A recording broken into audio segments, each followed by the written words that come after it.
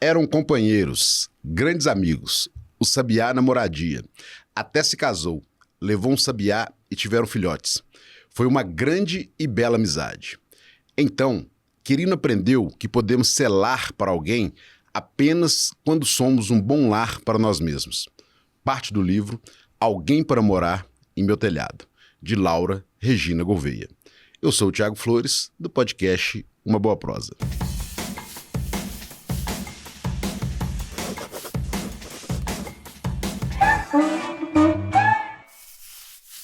Minha convidada hoje é Laura Regina Gouveia, mulher negra, periférica e mãe solo atípica, residente em Betim, Minas Gerais. É escritora, contadora de histórias infantis, modelo e graduanda no curso de Pedagogia. É apoio à coordenação desde 2024 do curso de extensão Programa ERES, curso de formação continuada em infâncias, educação infantil e relações étnico-raciais pela UEMG. Foi bolsista de pesquisa em educação infantil para as relações étnico-raciais na UEMG também. É autora dos livros Margot, 2023, publicado pela editora Caravana, grupo editorial, e Alguém para Morar em Meu Telhado, pela editora Telha, 2025. Venceu o prêmio Melhores de 2023, em segundo lugar na categoria Infanto-Juvenil, pelas Letras Virtuais em Niterói, Rio de Janeiro, pelo seu livro Margot. Em 2024, foi selecionada no Pitch, Meu Negócio é Literatura, no Expo Favela, também por Margot. E como parte do prêmio, a obra passou a integrar o acervo da Biblioteca Pública de Minas Gerais. Seja muito bem-vinda, Laura, no nosso podcast Uma Boa Prosa. Olá, bom dia, muito obrigada. Fico muito feliz, é uma oportunidade assim, muito importante para mim estar aqui com você, Thiago, com todos, e falando um pouco sobre mim, sobre o meu trabalho, né? Então, assim, é muito bom e desde já muito obrigada. E a gente começa, assim, com o início mineiro, né? Você é filho de quem? Você mora onde? Você mexe com o quê? Nossa, não pode faltar, né? Bom, meus pais se chamam Júlio César e Sidneia, nascida e criada em Betim, né? Minas Gerais, no bairro Duque de Caxias. Um abraço para todo mundo aí, Duque de Caxias. E eu tô terminando a graduação em Pedagogia e sou escritora. Me conta um negócio aqui, Laura. Como é que foi esse processo de escrever os livros, né? Já são 2. Sim, sim. E apresenta pra gente aí o livro, o primeiro e o segundo. Sim. Bom, esse aqui é meu primeiro livro, Margot, né? Eu escrevi ele mais ou menos em 2022, mas eu só fui publicar ele em 2023. E esse aqui é meu segundo livro, mais atual, que é Alguém para Morar em Meu Telhado, que foi lançado agora em 2025. Bom...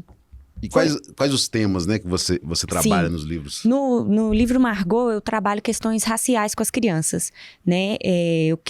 Foi um momento de vida assim, que me impactou diretamente quando eu entrei também para pesquisa. Então, para pesquisa em questão das relações étnico-raciais e as infâncias. Então, refletindo sobre isso, comecei a pensar. Falei assim, como que a criança, ela pensa e sente o impacto do racismo. Então, aí eu tentei trabalhar essas questões, né, através do livro Margot, com essa representatividade, né, e ela lida direto com o racismo, então tentei trabalhar assim dessa forma. E Alguém para Morar em Meu Telhado, ele já tem um lado um pouco mais, como eu falo, da imaginação. Tento trabalhar uma coisa mais fictícia, lúdica, mas um tema um pouco mais profundo, né? Não que o racismo não seja profundo, mas um tema de autoconhecimento. Não diria profundo, abstrato para a criança. Então, eu tento trabalhar essas questões de autoconhecimento, das relações, dessa questão de construção de sua identidade, né? Nesse processo do ser humano de busca. Então, aí eu tentei trabalhar de uma forma fictícia com Quirino, com seu telhadinho, né? Que é uma moradia. Quirino é um personagem? É um personagem, isso. Então, aí eu tentei... são temas diferentes, mas com a representatividade negra sempre prevalecendo, né? Porque na história do Quirino, ele é um menino negro. E eu tentei trabalhar toda a diversidade também com os personagens. Então, eu acho que essa linha condutora, né, das questões étnico-raciais não se perde, né? Mesmo com temáticas diferentes. Como é que é trabalhar essas temáticas com as crianças? Você trabalha com crianças até de que idade? Como é que é essa questão? Como é que eles veem essa questão do racismo? Olha, eu trabalho com a questão da literatura e como contadora de histórias, né? Então, assim, quando eu chego a ter esse contato com as crianças e trabalho essa questão, de início algumas não entendem. Outras já têm essa consciência, mas não sabem o conceito. Aí, na medida com que elas vão desabafando e falando, elas vão entendendo, olha, por isso que eu vivo isso, por isso que eu ouço isso. Então, algumas têm essa consciência vivencial, crianças negras, crianças pardas, né, que engloba tudo também, e elas vão trazendo essas vivências. Então, elas sabem o que é, mas não sabem o nome do que é, né? As outras crianças, elas às vezes têm a consciência, mas muitas entendem o racismo como bullying. Então, aí acaba que assim, não que vai diferir, né? No momento vai perpassar um outro. Mas racismo tem um outro tipo de conceito também. E aí, na medida com que elas vão entendendo, vão trazendo essa conscientização. Percebo que elas veem esse choque de realidade. Principalmente quando eu trabalho questões históricas. Eu volto um pouquinho no passado, explico por quê. Aí elas vão entendendo. Então, assim, e realmente tem um impacto. Na medida com que eu vou falando, elas vão trazendo relatos e a gente vai vendo como que é cruel, né? Um sistema muito cruel, é um contexto muito, como eu falo, segregador. E aí, na medida com que elas vão observando, a gente vai alinhando juntos, né? E tentando trazer essa valorização, sabe? Uhum. E quais são os seus maiores desafios aí nessa trajetória sua como escritora jovem, negra, periférica? Bom, eu acho que assim, não apenas assim o escrever, que eu acho que é o momento mais gostoso, é aquele momento mais assim que você se permite, então é muito bom. Eu acho que assim, como escritora, acho que são as oportunidades, né? Oportunidades de acesso, de levar nossas obras, até mesmo assim de nos reconhecerem como me reconhecerem como escritora. Não só a mim, mas outros colegas também que trabalham na área, que querem, né, viver da escrita. Então, eu observo que esse é o grande desafio. Porque, principalmente como mulher negra, já passei algumas situações também de racismo em outros locais, levando os meus livros, até de reconhecimento, se eu mesmo era escritora dos livros que estavam ali, mesmo estando diferente dos meus livros, né? Então, as pessoas perguntam, você mesmo escreveu? já pensaram que eu era a vendedora, não em detrimento disso, mas não que eu era a escritora, né? Então, eu acho que é esse desafio mesmo desse reconhecimento, de olhar para nós, pessoas assim, do dia a dia, pessoas comuns, assim, uma Laura, uma mulher negra, mulher periférica, ela pode escrever também, né? E então é esse desafio muito grande. Essa sua vivência, né, de mulher negra, periférica, mãe atípica, isso influencia na escrita? Ah, não, com certeza. Eu acho que, assim, toda a minha escrita, eu acho que ela é baseada também na minha vivência, na minha história. Acho, não, plena certeza. Margot, eu falo, as crianças sempre me perguntam, Margot é você? Você que é a Margot? Eu falei assim, olha, Margot tem um pouquinho de mim e um pouquinho de várias. Margot são muitas meninas, muitas crianças. Aí eles falam assim, mas Margot tem muito da minha história, faz parte de mim. O Quirino também tem um pouco de mim. Então, acho que a minha escrita, ela não vai fugir muito de quem eu sou, dos meus princípios, daquilo que eu acredito, daquilo que eu defendo, sabe? Então, tudo vai entrelaçando.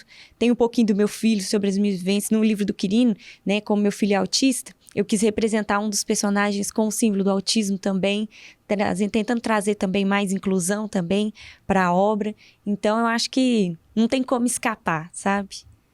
Uma coisa que eu ia te perguntar justamente era isso. Como é que você constrói, né, esses personagens, essas histórias para o público infantil? Olha, é muito desafiador. Um dia conversando com um colega escritor, e ele estava falando, né, porque ele publica para pessoas adultas. E aí ele falando assim, nossa, uma coisa é eu conversar com uma pessoa adulta, outra é conversar com a criança. E porque dependendo do que você fala, ela vai claro que ela vai entender, mas ela vai entender do jeito dela, né? Porque a criança tem uma forma de interpretar a vida, de enxergar as coisas. E aí eu falei assim, gente, e quando a gente escreve, uma coisa é a Laura escrevendo para a Laura entender. Outra coisa é a Laura escrevendo para uma criança entender. E é esse que é o desafio. É extremamente assim, eu gosto de pensar a escrita como se eu estivesse conversando com a minha criança primeiro, a minha criança interior, e como que ela entenderia isso? Quando eu escrevi Margot, eu pensei isso, como que eu leria um texto e pensaria isso quando eu era criança?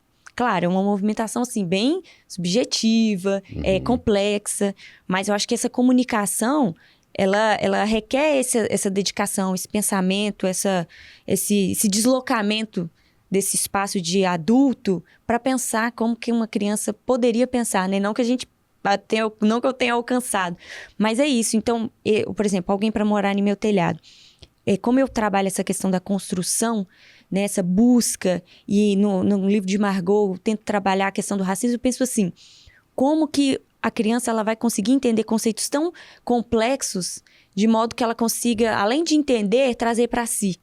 Então, acho que esse grande desafio, e aí eu tento trazer de modo lúdico, tentando falar de uma linguagem um pouco mais leve, uma linguagem mais que ela possa trazer um pouco da fruição também, né? Que aí da imaginação, do prazer de ler. Mas, igual eu sempre falo, não que eu tenha alcançado, mas sempre na tentativa, né? Seu livro Margot, ele tem conquistado aí um reconhecimento nacional. Conta um pouquinho pra gente disso aí. Olha, tem sido, assim, uma jornada muito interessante, né? Uma aventura mesmo. E tem sido muito bom os espaços, graças a Deus, que a gente tem percorrido. Algumas cidades de Minas também, Espírito Santo, no Rio também de Janeiro. Então, assim, aos pouquinhos a gente tem rompido, né? E tem conseguido levar o livro da Margot. Então, como além da temática racial, também essa questão da valorização da identidade, da cultura negra. Então, eu tenho conseguido, graças a Deus, esses espaços para falar e tem sido ampliado, né? Porque quando a gente vai fazer um percurso histórico, se a gente for parar para pensar, de uns bons anos para cá, já tem... A sociedade está começando a se abrir para começar a discutir sobre. Não que, de fato, assim, esteja abraçando, porque a gente ainda enfrenta muitos desafios, né? Mas que a gente está conseguindo romper, a gente está conseguindo falar. E então, as pessoas estão começando a querer ouvir, né? Então, isso tem tido eu acho que, como eu falo, essas oportunidades eu tenho tentado agarrar com unhas e dentes. Então, com Margot e com o livro também do Quirino, estou tentando romper e tentando ampliar. E aí, graças a Deus, pegamos firme e tem tido um bom abraço das pessoas, principalmente das crianças. Eu falo que, assim, eu acho que o pontapé inicial são as crianças. As crianças, a forma com que elas abraçam a história, que fazem com que ela vá rompendo outros espaços também, né? Recentemente, teve o prêmio do Heredendê, que é Infanto Juvenil Nacional, ficamos como finalistas também, então foi muito bom. Então de certo modo também um reconhecimento, mesmo que a gente não tenha ganhado, mas mesmo assim só de saber que foi reconhecido de alguma forma, foi muito bom também. Então eu acho que é isso, sabe? Tem um vídeo que você mandou pra gente, vamos assistir ele. Eu vou contar a história, né, da Margot. É meu primeiro livro infantil dentro da temática racial. Então, é um prazer e um privilégio, né, estar aqui e contar para vocês essa história. Então, vamos lá. Em uma casinha, no alto do morro, morava uma linda menina chamada Margot. Seus cabelos eram cor de chocolate, como dizia a vovó Antônia, cheio de lindos cachinhos. Sua pele era negra, reluzente. Seus olhos pretos como pérolas negras. E que belo sorriso. Só para vocês a imagem.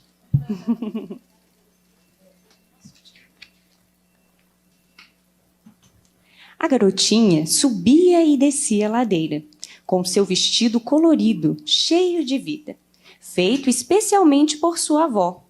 Não havia quem não a conhecesse, pois além de sua beleza, ela era muito gentil e querida por todos ao seu redor. A menina marcou.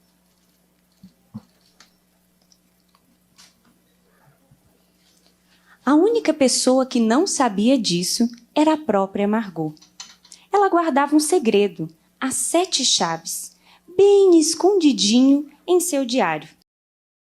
Me conta onde é que foi. Depois você vai contar uma história para nós aqui no podcast. Vai contar uma história pra gente aqui, mas me conta onde foi essa apresentação. Bom, ano passado, o programa Herês, né, ele foi congratulado pela Assembleia. Conta, vamos começar do início. Conta o que é o programa Herês, pra gente então entender. Vamos lá. Bom, lá na UENG, né, desde o ano passado, meu professor, que é o Otávio Ferreira, ele trabalha as questões étnico-raciais, também é meu orientador dentro da temática, né, de pesquisa. E ele, juntamente com a UENG, conseguiu no parlamento o subsídio para conseguir fazer o programa Herês, que é de formação continuada de professoras e professores da educação pública, privada, para trabalhar e pensar a educação antirracista, dentro das escolas, com práticas pedagógicas. Então, é um curso de extensão para ajudar nessa formação dos professores para trabalhar essas questões dentro de sala de aula. Os professores do estado de Minas Gerais, em geral, Isso, prefeitura? no início era só para Minas. Só que teve uma amplitude tão grande que foram várias pessoas querendo, assim, de fora, São Paulo, Rio de Janeiro. Chegou um ponto que, por exemplo, ano passado nós tivemos 2.700 inscritos, mas de quase todo o Brasil. Porque de tão, assim, que foi amplo. Esse ano, por exemplo, foram 4.500. 4.500 inscritos para participar. Então, assim, é um curso muito potente que tem auxiliado professores e professoras nas práticas, pensar essas práticas para dentro de sala de aula, né, e dentro da escola e de modo geral, né, trazer essa conscientização. E aí, desde o ano passado, que foi a primeira versão do curso, e passamos já, é um curso com certificação, um curso gratuito, né, então, assim... Quantas horas? São 180 horas. 180 horas. Isso. Então, é um curso, assim, de educação pública, né? Que a UENG, ela é uma universidade pública, então a gente prioriza, essa educação de qualidade, democrática, né? Então, desde então, né, na época, como apoio à coordenação, e esse ano eu continuo também com apoio à coordenação do curso, né? Então, como foi uma iniciativa, né, da UENG, e foi um curso que teve realmente um peso muito grande, principalmente para a educação pública, e a Assembleia Mineira, né, Legislativa Mineira, congratulou o curso e todos os que estavam pertencentes. Então, ano passado, a gente teve esse momento. Fomos todos para a Assembleia, né? Recebemos o certificado de congratulação. E aí eu tive esse privilégio de contar a história da Margot. Então foi um momento muito especial. A deputada Beatriz Cerqueira, lá no momento, ela colocou o livro lá. Então foi muito bom, né, ter esse momento, não só para mim como escritora, mas de também mostrar aos meus. Eu gosto sempre de pensar isso, porque a minha trajetória não é só sobre mim, é uma trajetória coletiva. Quando eu fui recentemente lá na escola, que eu fui alfabetizada e falei para as crianças, olha, eu moro aqui, as crianças, mas você mora aqui? No Duque de Caxias? Isso.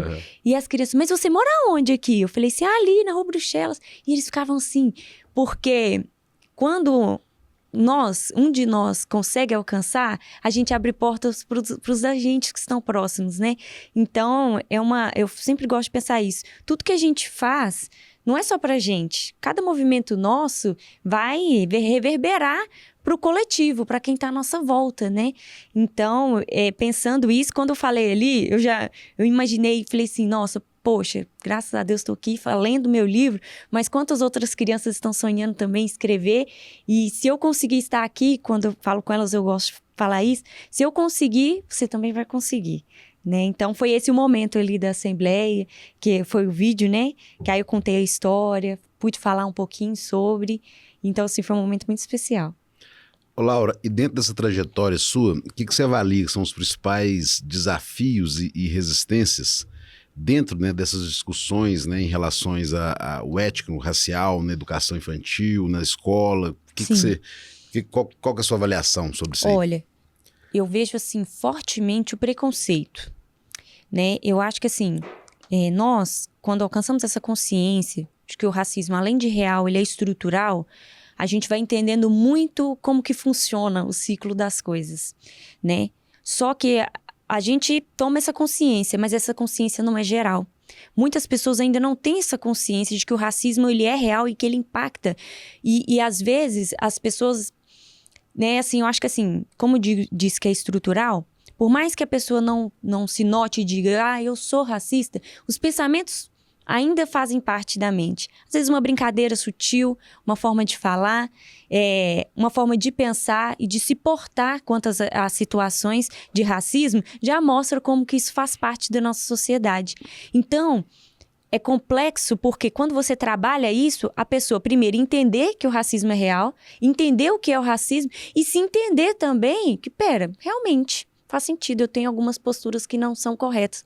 Então, é uma movimentação bem complexa, de você querer alcançar não só aquela parte superficial, entender conceitos, mas alcançar esse público de modo a entender, espera, eu preciso também aprender e a não ser assim, a não falar dessa forma, a não me portar assim, a não pensar assim. E esse que é o desafio. Porque se a pessoa não se reconhecer nesse local de, nossa, realmente, eu preciso melhorar, nossa, eu penso dessa forma.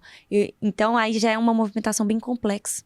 Não que a gente tenha esse poder de, nossa, é nossa tentativa, né, de trazer essa conscientização, mas que é uma movimentação íntima de cada um, aí já é um lado que a gente não consegue alcançar 100%.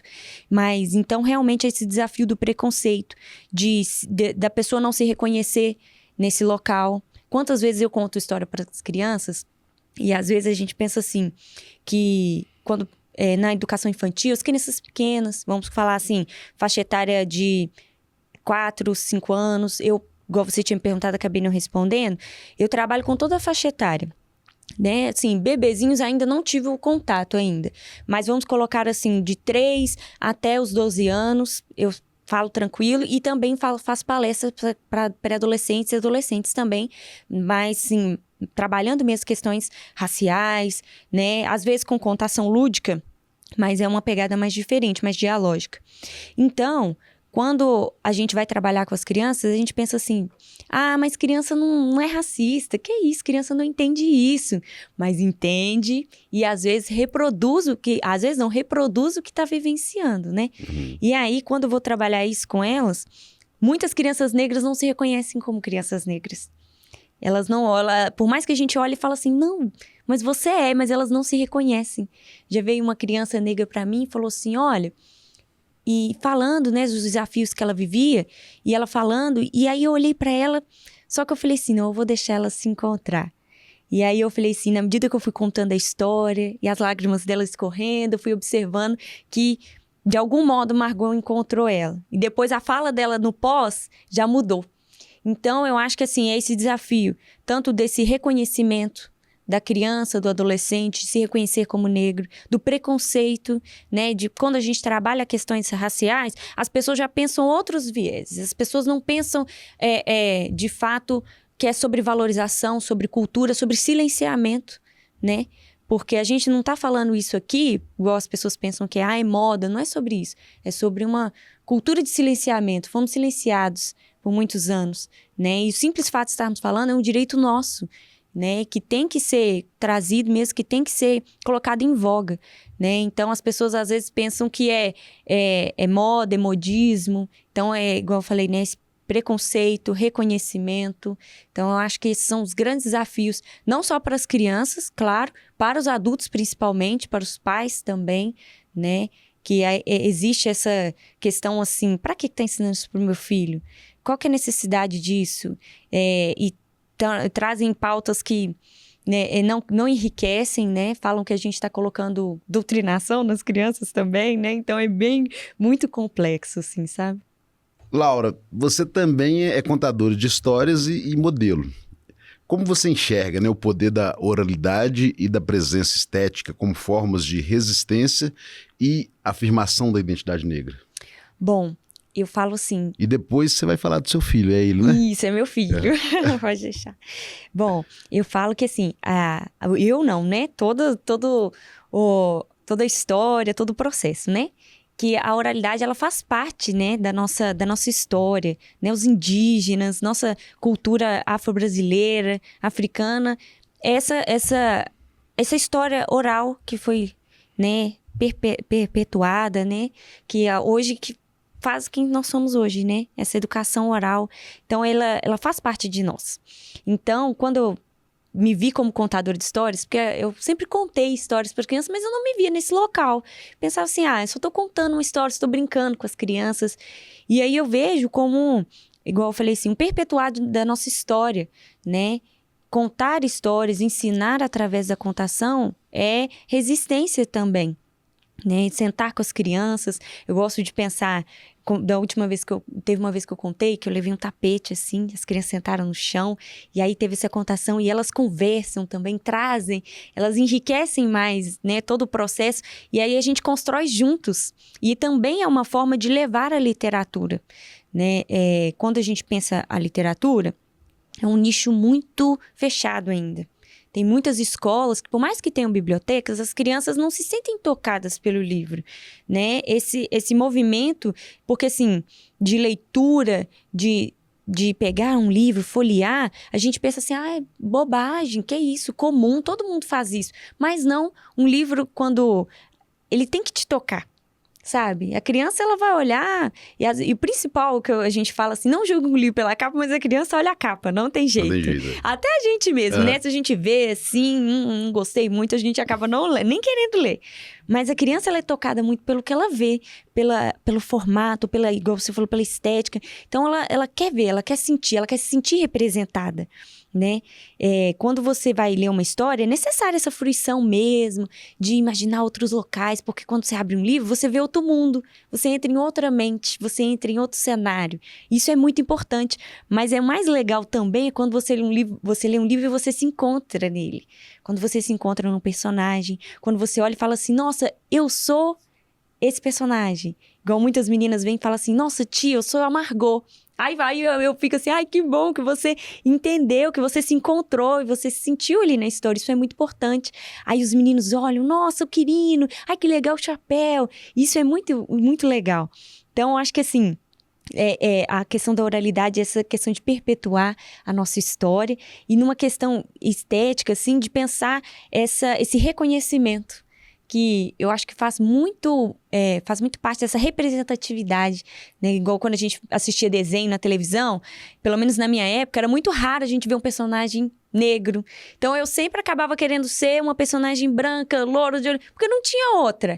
Então, quando começou a ter personagens negros, eu falava, não, agora eu sou essa parece comigo.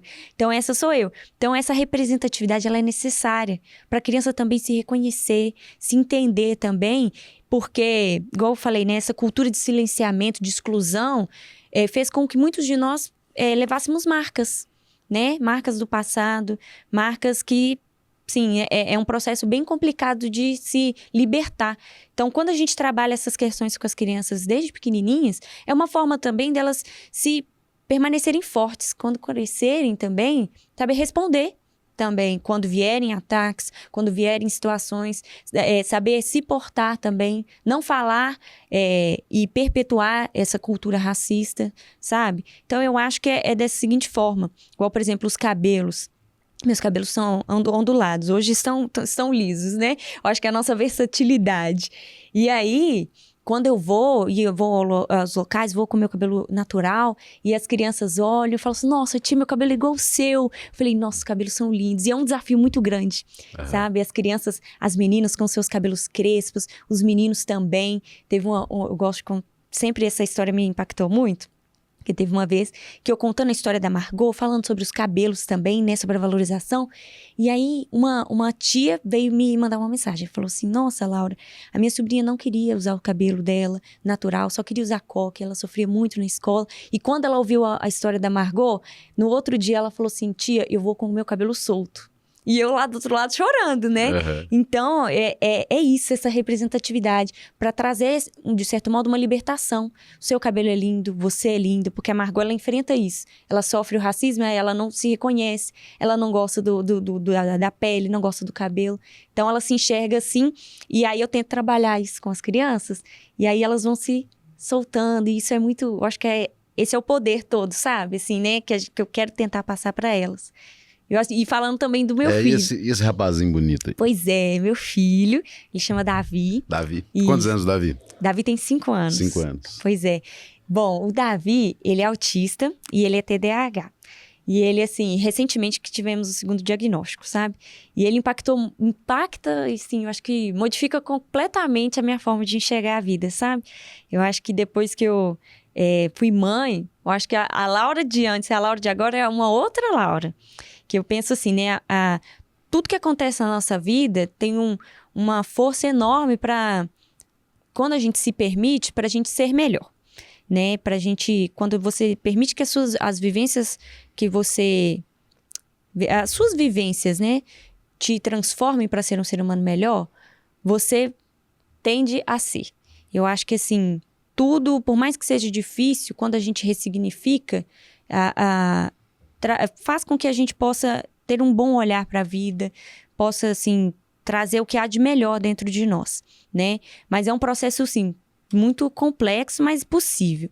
Então, quando eu me vi mãe, que era o meu sonho, sabe? Ser mãe. Quando eu me vi mãe, mas passei um período, né, complexo, porque de transição também, e hoje como mãe solo. Então, quando eu vi e enxerguei também, vi a realidade, falei assim, nossa, a realidade atípica bateu à minha porta, eu falei assim, agora eu vou precisar ressignificar o que é maternidade, porque quando você tem um filho, você cria toda uma expectativa, né? Todo pai, toda mãe, toda pessoa que cuida e tem essa expectativa sobre a maternidade, sobre o cuidado com a criança e nós como mães com a maternidade. Então, quando eu vi que a minha criança era atípica, que aquele desenvolvimento comum não seria o meu caso, eu tive que ressignificar tudo isso, né? E é uma constante mudança, né? Nem sempre o dia de ontem vai ser igual ao dia de hoje, nem sempre o que foi ontem vai ser igual amanhã. Então, é essa constante transformação minha para alcançá-lo, né? Quando eu olhei para ele e constantemente eu me vejo assim, e ele olha para mim assim e fala assim, mamãe, e ele fala uma palavra que eu nunca entendi. E aí, eu falo que é muito interessante esse movimento da comunicação, né? Eu acho que eu aprendi muito com ele, porque o Davi, até certo ponto, ele falava. Depois ele parou de falar, não falava nada. Não olhava nos meus olhos, não se comunicava, era muito complexo. E aí, às vezes, ele chorava, ficava nervoso. E eu falei assim, gente, como que eu vou descobrir o que ele quer se ele não fala? Uhum. Só que aí eu pensei assim, pera, ele pode até não falar, mas ele se comunica. A comunicação, ela não está ligada somente ao poder da fala. A fala, ela pode ser também com o corpo. E aí eu falei assim, não, peraí, então eu vou tentar entender o que ele quer dizer. E aí saiu de mim, porque às vezes a gente pensa assim, tem que ser do meu modo, mas aí eu comecei a entender como que era o modo dele, como era o modo que ele estava tentando se comunicar comigo, não como eu gostaria que ele se comunicasse. Que aí eu fui descobrindo o jeito dele, fui descobrindo o que ele estava querendo dizer quando ele chorava, quando ele deitava no chão. E aí eu fui descobrindo as palavrinhas que ele falava do jeito dele. Então, o Davi me ensinou muito. Então, acho que é o que eu também tento trazer também para os meus livros e para a minha conduta, né? Hoje em dia, se ele deita no chão, eu já sei, eu acho que ele não está bem. Ou quando ele movimenta assim, apesar de que hoje ele já está conseguindo falar, mas muito do que ele se expressa, hoje eu já entendo. Então, acho que ele me ensinou um novo olhar para enxergar a vida, sabe? Um olhar de mais respeito, de mais inclusão, de mais afeto e também de mais, como eu digo assim, de mais abraço, sabe, para a vida, das coisas simples da vida. Às vezes, para mim, o que para mim é, ai, nossa, mas para ele é um mundo, para ele é muito. Então, eu falei assim, então, eu acho que de mais respeito a como, para cada para cada perspectiva, eu tenho que respeitar e ser gentil, né? Porque às vezes para ele tá sendo doloroso, então eu tenho que entender para ele também, senão se para ele é doloroso, então prefiro não fazer. Então, esse abnegar também. Às vezes, tem locais que ele não consegue ir, que é muito para ele. Aí eu falo, não, vamos, né, com calma, com o tempo, quem sabe um dia. Então, eu acho que o Davi transformou muito a minha vida e a forma com que eu enxergo as coisas. Como é que você consegue conectar a arte, a ancestralidade, a estética e empoderamento, assim? Você acha que você consegue fazer um... Ai, nossa, assim, eu falo porque... Como isso tudo fundiu muito no meu coração, sabe? Eu acho que acabou se tornando a Laura. Eu acho que depois que eu entendi sobre... Porque eu falo assim, as pessoas pensam assim, é uma pauta racial. Não é sobre pauta racial. É sobre uma conduta de vida. Sobre uma forma de enxergar a realidade, de se entender. Quando eu falei assim, não, eu sou uma mulher negra. Eu tenho uma história. Eu sou, igual o livro da Margot fala assim, eu sou importante. Não, peraí, como que eu vou me portar? Como que eu vou pensar a vida? Isso te transforma. Então, por exemplo, igual eu falei assim, a forma com que você fala, a forma com que você brinca, a forma com que você respeita a sua história, ela acaba que como fala, né, funde com a sua identidade. Então, acho que juntou tudo isso. Então, a Laura... é essa pessoa. Quando eu falo, eu gosto sempre de deixar muito claro que eu sou mãe solo, sou uma mãe atípica, também para fortalecer as mães atípicas também, porque a nossa realidade não é fácil. E às vezes, como os cuidados com os nossos filhos, às vezes, são tão intensos que às vezes a gente esquece de nós mesmas. Eu falo que também é uma movimentação tão complexa que às vezes a gente esquece do que a gente gosta, do que a gente quer, dos nossos sonhos, né, para o cuidado com o nosso filho. E então, assim, eu me vejo nesse modo. Acho que tudo faz parte profundamente de mim. Não dá nem para separar em caixinhas. Tudo sou eu, né, nesse aspecto. Né, faz parte da minha identidade. Então, a Laura é essa mulher negra, nascida e criada em bairro periférico, que tá tudo assim vinculado. Você vai olhar, em todo local que eu for, eu vou enxergar a vida dessa forma, sabe? Então, eu acho que é isso. Então, quando também trabalhei como modelo também, para mostrar também que, olha, nós mulheres negras também podemos estar nesses locais, né? Com muitos desafios, essa questão da beleza, né? Padronizada, eurocentrada. Então, eu falei assim, não, nós podemos também. As meninas, quando falam, nossa, você é? Eu falei, pois é. E você também pode ser. Aí elas, ai, tia, nossa, que legal. Então, eu acho que, igual eu falei, essa conduta não individualista, é uma conduta para reverberar no coletivo. Dá para contar uma historiazinha da Margot? Posso contar uma história da Margot. Eu vou pegar uma parte que eu gosto bastante, que as crianças, quando o início da história, eu falo sobre que ela tem um segredo. E aí ela sofre muito por esse segredo, então eu vou contar para vocês e eu vou deixar na página aqui. Eu vou contar e depois eu vou ler um pedacinho. Uhum. Bom, vamos lá. A Margot, ela tem um segredo. E esse é um segredo que ela guarda a 7 chaves. Nem a mamãe, nem a vovó, nem os irmãos dela sabiam. E ela chorava todos os dias por conta desse segredo. Só que um dia, ela começou a escrever no diário. E esse diário ela deixava escondido. Só que um dia choveu muito lá na casa dela, porque ela morava em cima do morro. E choveu tudo que alagou a casa dela. E aí a vovó, a mamãe, chamou para fazer uma limpeza. E a vovó Antônia encontrou o diário da Margot escondido. E a vovó Antônia, o que ela fez? Ela leu o diário. Vovó Antônia. Mas quando a vovó Antônia leu, a vovó Antônia começou a chorar. Porque ela viu o segredo da Margot. A Margot, ela sofria porque as pessoas falavam muito mal dela. Riam dela, do cabelo dela, riam e faziam piadas. Isso fazia ela muito mal. E por isso que ela guardava esse segredo. Ela não gostava dela mesma, não gostava do seu cabelo, não gostava dos seus dentinhos, porque ela falava que o dentinho dela era separado. E ela achava isso feio, porque as pessoas começavam a rir. E aí a vovó chamou ela para uma conversa. E quando a vovó chamou, a vovó pegou umas fotos para mostrar para nossa Margot. Olha só. E começou a mostrar para ela umas fotos.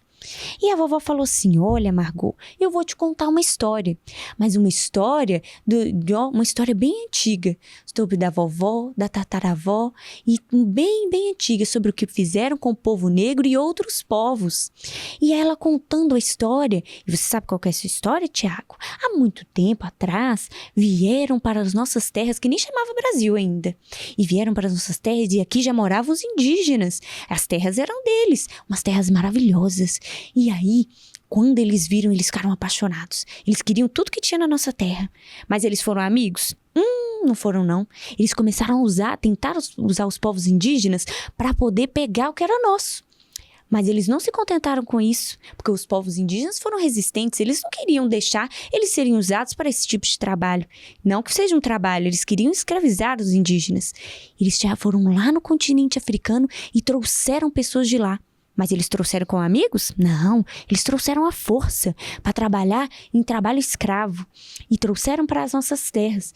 E eles começaram a trabalhar aqui e eles não respeitavam os africanos nem os indígenas. E eles foram muito maus.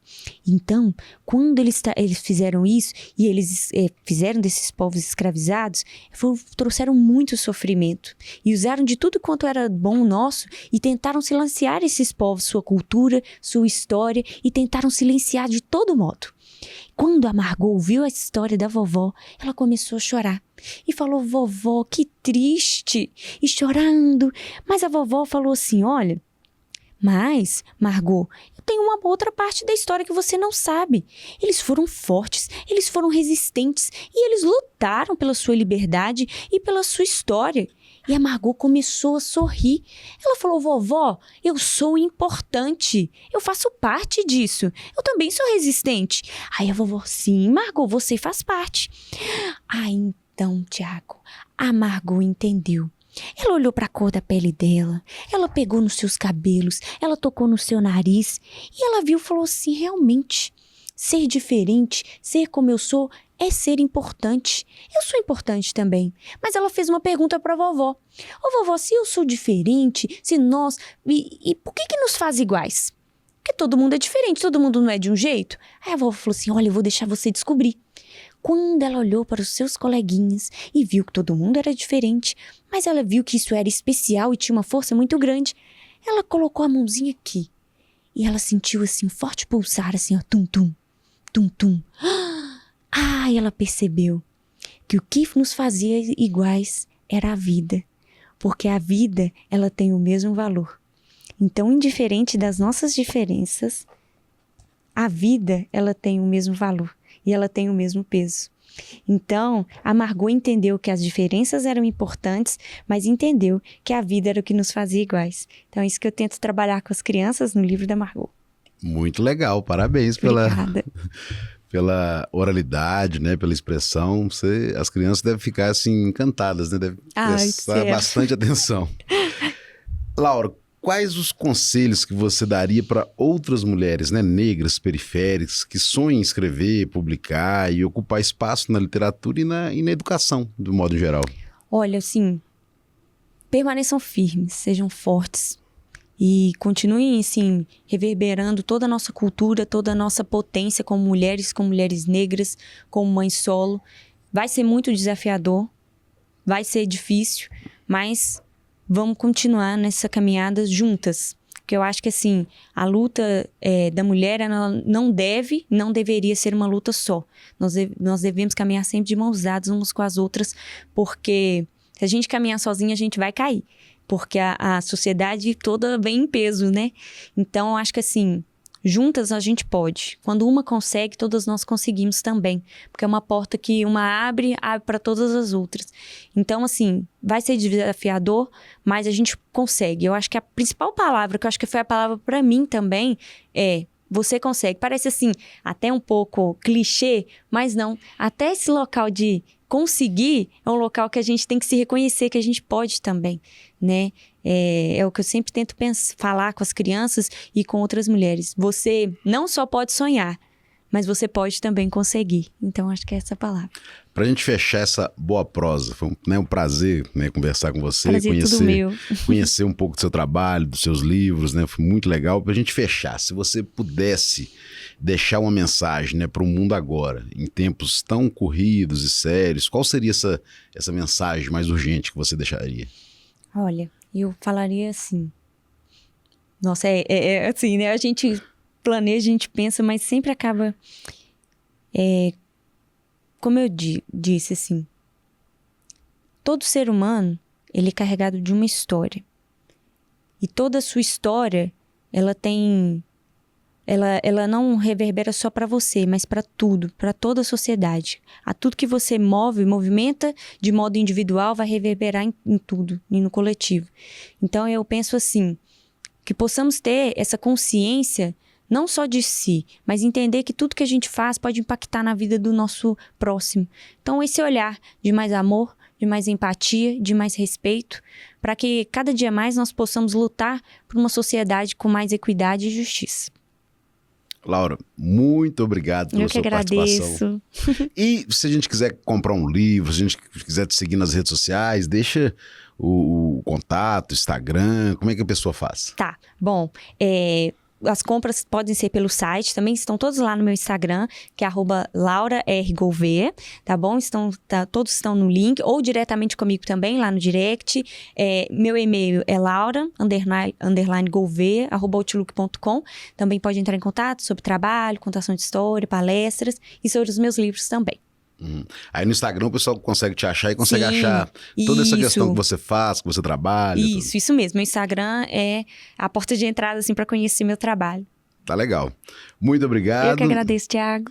Muito obrigado a todos vocês também que assistem Uma Boa Prosa. Estamos juntos e misturados. Até o nosso próximo programa.